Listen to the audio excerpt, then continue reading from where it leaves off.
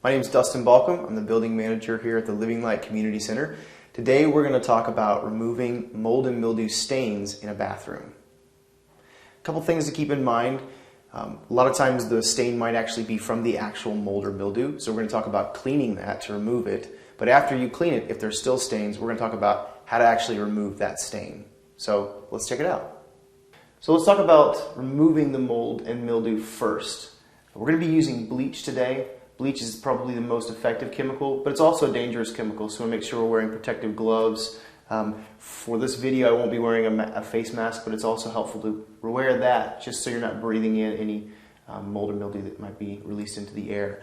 So we're going to use our bleach, mix it into a spray bottle using the recommendations on the actual bleach bottle. For this purposes, we're using 2 tablespoons for every quart of water.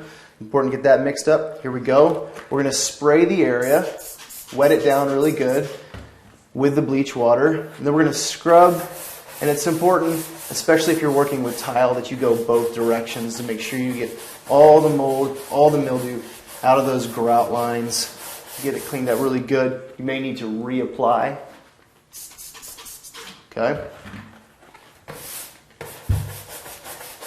Once you've removed the mold or mildew, it's important that you wet a paper towel or a washcloth and wipe the area. What you're doing is you're removing both the bleach and the actually debris from the mold and mildew. So we'll get that out of there.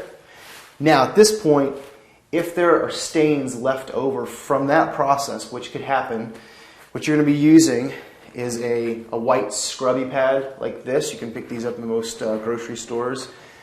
This has an abrasive quality that will actually scrub the area. So you're going to use this, apply a lot of pressure to it, scrub the area. Now remember, if you're working with a painted surface like a wall or a cabinet where there might be stains, that sort of thing, make sure you test a small area first just so you're not going to damage the finish or the paint on the wall. So be conscious of that while you're scrubbing.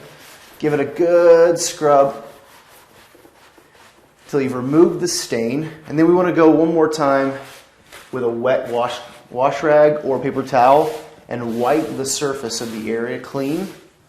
That's going to get rid of any more of those mold and mildew particles that are on there.